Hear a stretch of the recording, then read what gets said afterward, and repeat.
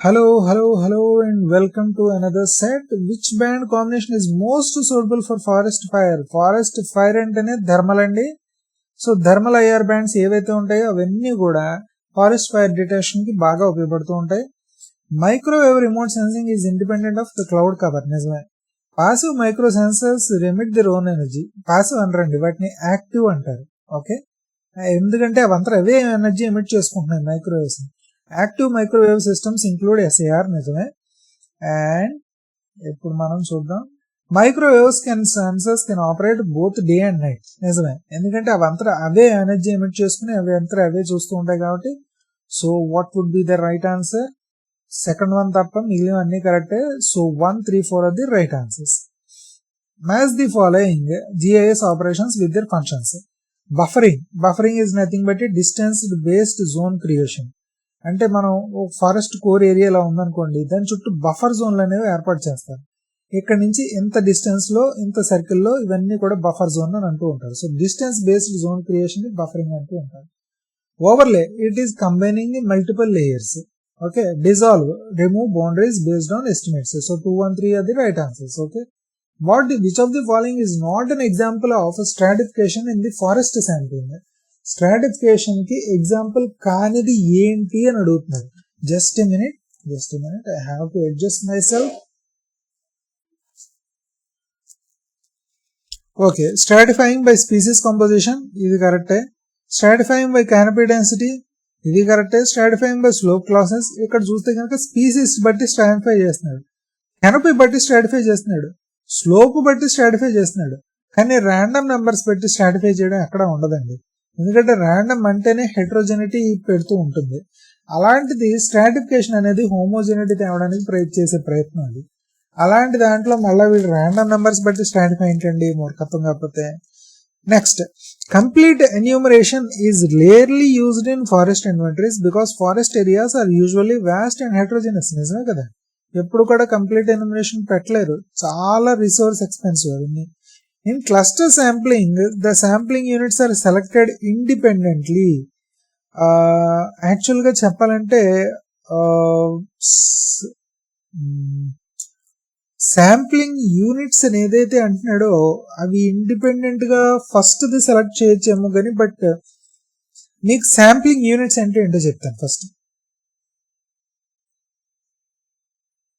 ఈ పాయింట్స్ అన్ని ఉన్నాయి చూడండి, ఇదో శాంప్లింగ్ యూనిట్, ఇదో క్లస్టర్,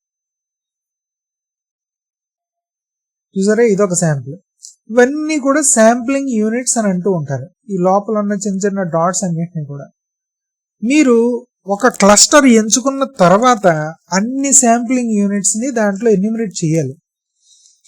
పైగా మీరు ఇండిపెండెంట్ గా చేస్తారు అన్న ఉండదు, ఎందుకంటే కనుక హెట్రోజెనిటీ ఉండాలి అని అనుకున్నా కూడా ఇంట్రా క్లస్టర్ డిపెండెన్స్ అనేది ఒకటి ఏదో ఒకటి ఉండి, దాన్ని బట్టి ఒక శాంపుల్ కి ఒక శాంప్లింగ్ యూనిట్ కి ఇంకో శాంప్లింగ్ యూనిట్ కి ఆటోమేటిక్ గా రిలేషన్ అనేది ఏర్పడచ్చు. So this is not a guaranteed one. All elements in selected cluster and enumerated, అది క్లస్టర్ శాంప్లింగ్ లో బాధ్యత అది. Okay. Next one, the cluster should be highly heterogeneous internally. ఇది మనం కోరుకుంటాం కానీ అవ్వచ్చు అవ్వవచ్చు. Sample variance decreases compared to the SRS, but ఇది కాదు. క్లస్టర్ శాంప్లింగ్ ఎప్పుడు కూడా మీకు వేరియన్స్ ఇంక్రీజ్ అవుతూ ఉంటుంది, డిక్రీజ్ అవ్వదు. అదే ఇంక్రీజ్ అయి ఉంటుంది శాంపుల్ ర్యాండమ్ శాంప్లింగ్ తో పోలిస్తే కనుక. సో దీన్ని బట్టి మనకి ఏవేవి కరెక్ట్ అయ్యాయి అని అంటే కనుక B and C are the right answers. So second one is the right answer. Okay, just a minute, I have to make sure because I don't want to give you the wrong answer.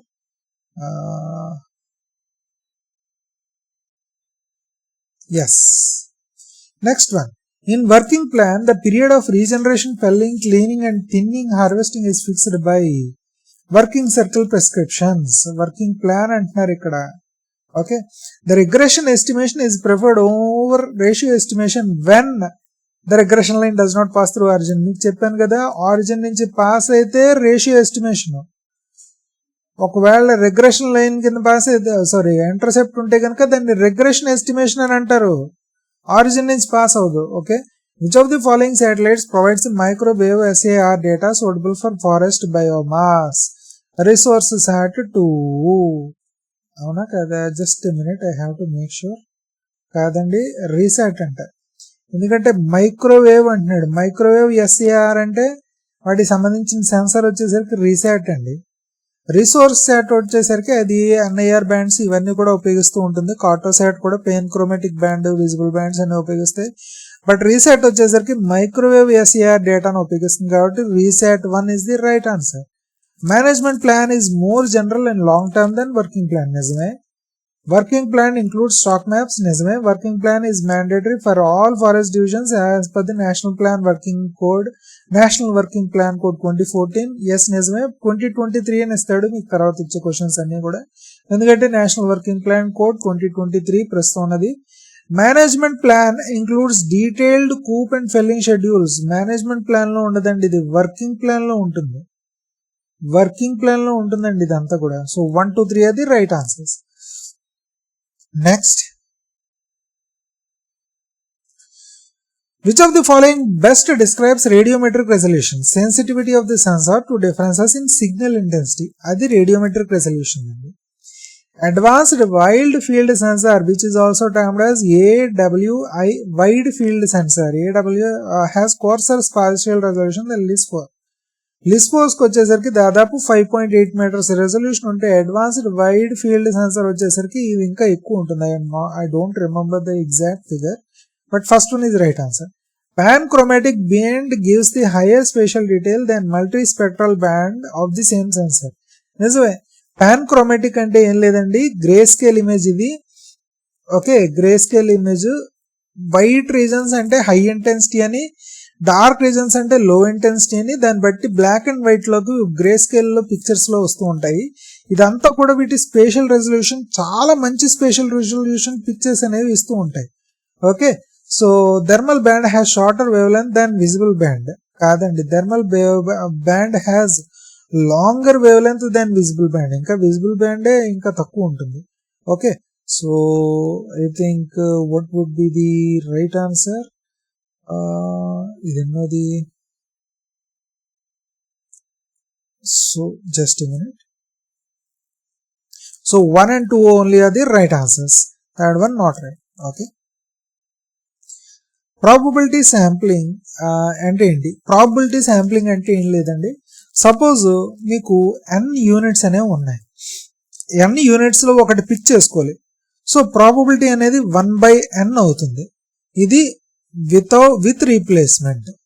ప్రతి దానికి కూడా నేను ప్రతి unit ని pick చేసుకునే probability అనేది 1/n ఉంటుంది with replacement అయితే.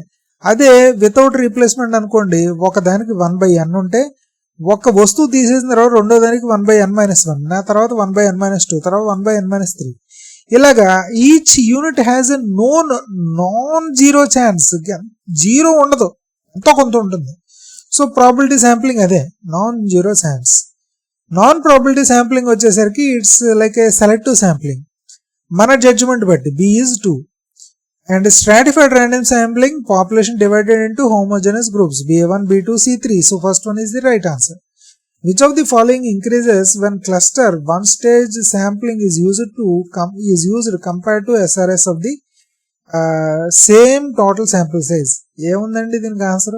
ఏవి ఇంక్రీజ్ అవుతుంది చెప్పండి? క్లస్టర్ శాంప్లింగ్ తో పోలిస్తే సింపుల్ ర్యాండమ్ శాంప్లింగ్ ని పోలిస్తే కనుక ఏ పారామీటర్ ఇంక్రీజ్ అవుతుంది? వేరియన్స్ అండి, వేరియన్స్ చెప్పాను కదా. సో వేరియన్స్ అనేది ఇంక్రీజ్ అవుతుంది.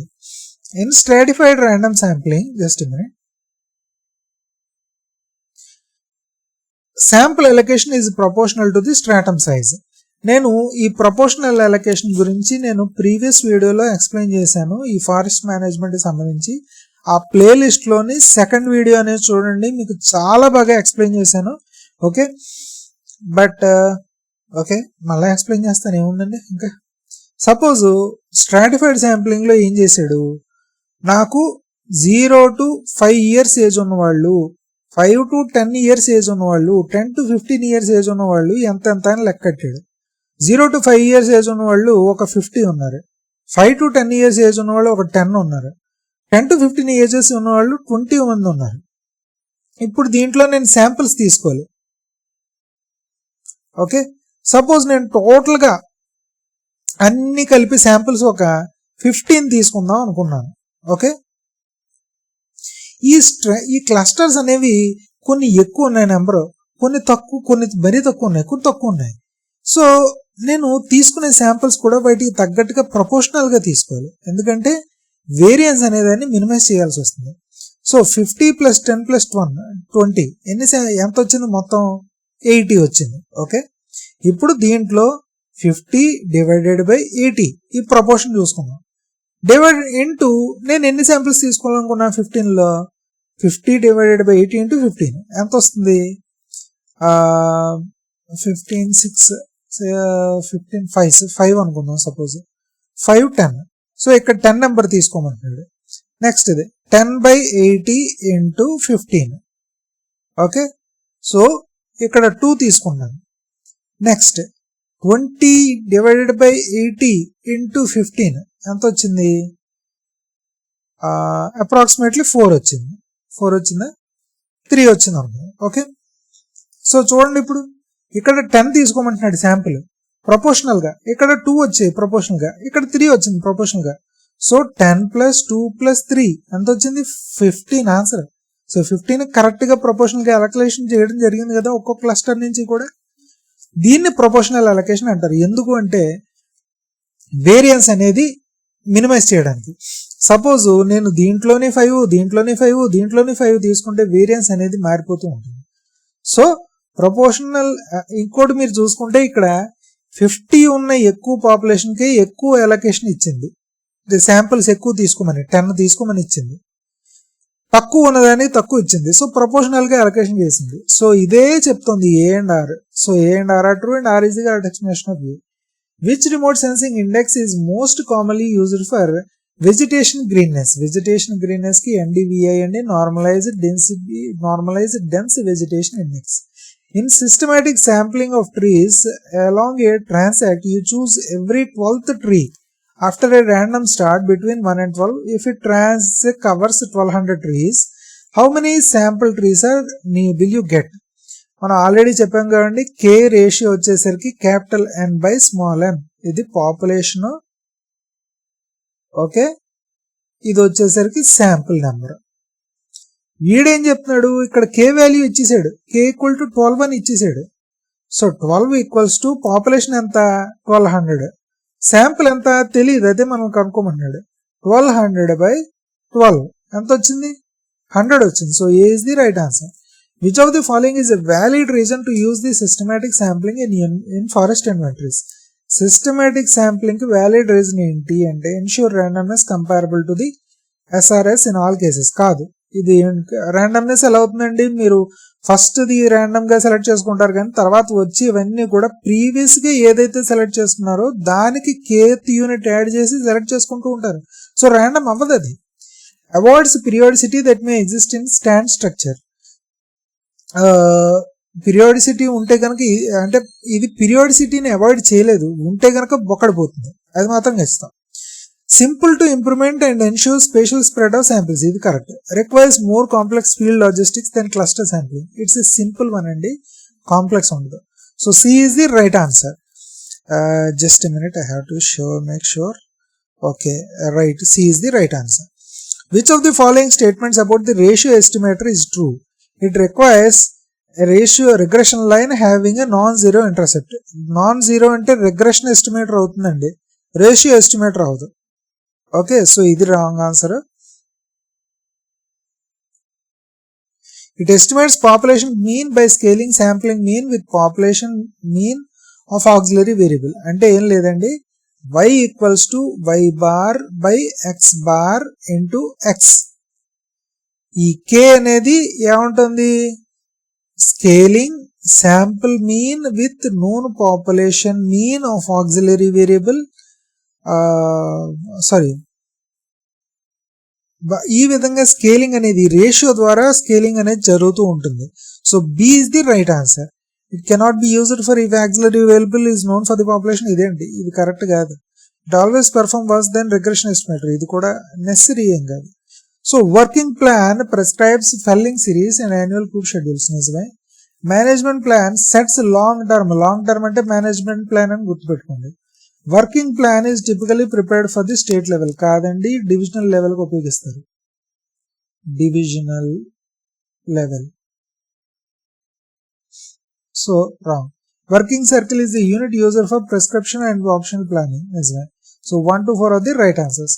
సో నా వీడియో కనుక నచ్చినట్లయితే ఖచ్చితంగా నా ఛానల్కి సబ్స్క్రైబ్ అవ్వండి. నా ఛానల్ వీడియోని లైక్ చేయండి, కామెంట్ చేయండి, మీ ఫ్రెండ్స్ అండ్ ఫ్యామిలీ మెంబర్స్తో షేర్ చేయండి. And thank you so much and bye bye. Jai Hind.